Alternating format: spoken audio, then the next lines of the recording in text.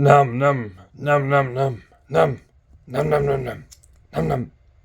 Oh wait, is it time for another review? Hey YouTube, what's going on, and welcome back to Cairo and His Things. Today we're going to be looking at the Olight Oclip.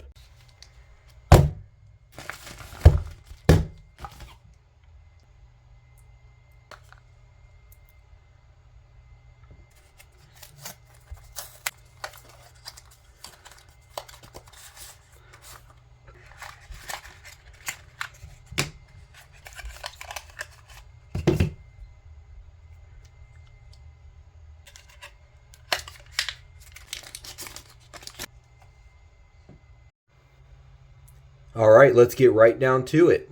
So the Olight Oclip currently comes in two different colors. We have the green and we have the black. And on the black we have that classic blue trim on the outside of the emitter there that Olight tends to do. And then on the green we're looking at a black trim around the emitter.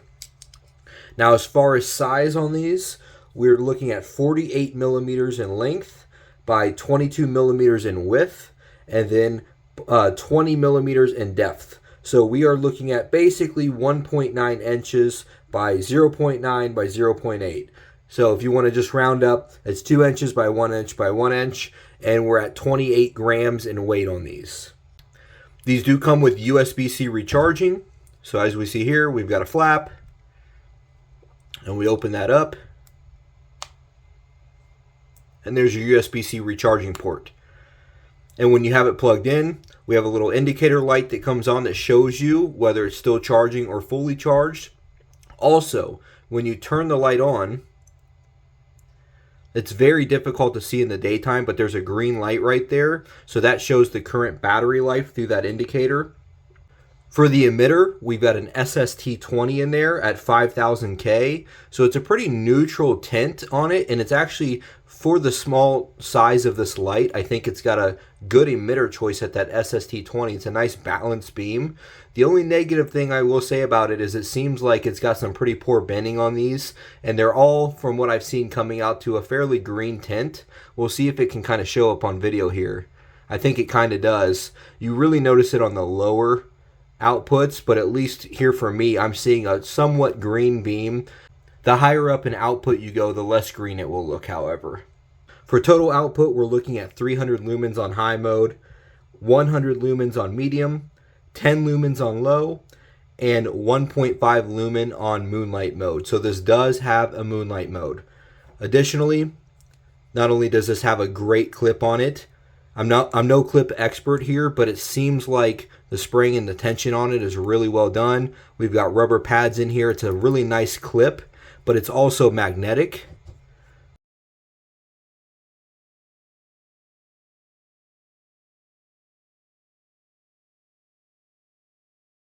For user interface, it's very simple. So here's our button. We can hold from off to get into moonlight mode, which is that 1.5 lumen mode. You can click from off to go into memory mode, which will be whatever you were in last. So for me, it was moonlight mode. If we switch it up to high and turn it off, and then I click on again, we're right back in high. So that is a memory mode right there. And so we can actually just hold to switch then from low, medium, high.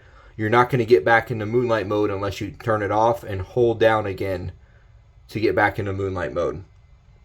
Additionally, this comes with a little bit of an extra feature here in that it's got a red light as well. So instead of having a double click to turbo, double click takes you into red light mode. And if you hold from red light, you can then get a blinking red light, which is pretty nice since this also has the magnetic feature. If you needed to, you could put this on the side of a car if you're on the side of the road or something like that. Let's go ahead and take these outside, see what the beam shots look like, and then we'll come back in and look at some of the pros and cons of these lights.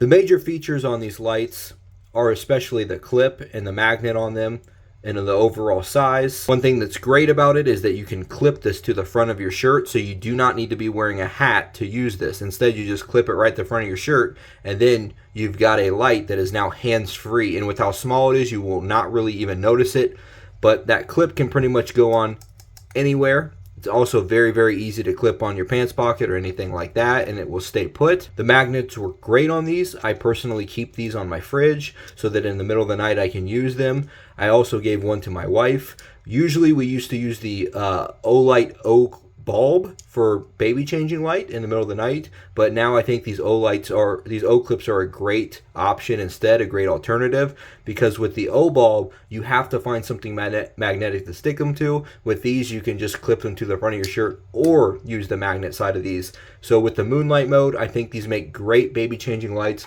I think this is a wonderful light for any of you new parents. We can't forget to mention the versatility of being able to have a red light and a red blinking light in such a small light as well. It's great to have. Now, as far as the flaws on this, we've already mentioned that the tint on the SST20 can be a bit green. That's kind of up to opinion. Some people don't care whatsoever, but some people who are deeper in the hobby definitely do care. So I'm giving you a heads up, you're probably going to get a green tint on this, but it's still a very, very usable beam. Now, the other issue I see with this is that it comes with a proprietary battery. I've already seen some people saying that, hey, I'm not going to purchase this because I don't purchase any lights with a proprietary battery that I can't remove. I guess my argument would be, when you look at the size of this light, it's absolutely tiny. And when you look at the shape of it, it would be very, very difficult to have a light this small that you can have a battery that you can take out and replace and all that. It's not an expensive light. My opinion is, if you like the light, if you like the design, just go ahead and get one. If you absolutely needed to, you could just replace it. My guess is that Olight's probably going to release further editions of this, where it probably comes in some of their cool designs and colors and stuff that Olight tends to do. But in my opinion, if you like it, don't hold off just because of the battery. These things are tiny. Just go ahead and get one. They're not expensive. They're currently running at $30, which I'll add a link in the description to check that out. My overall opinion is on these, due to how low the cost is, that they are great additions to have in the collection. They're really, really versatile. They're really, really small, but they come with a lot in such small packages. I think that they are a must-buy.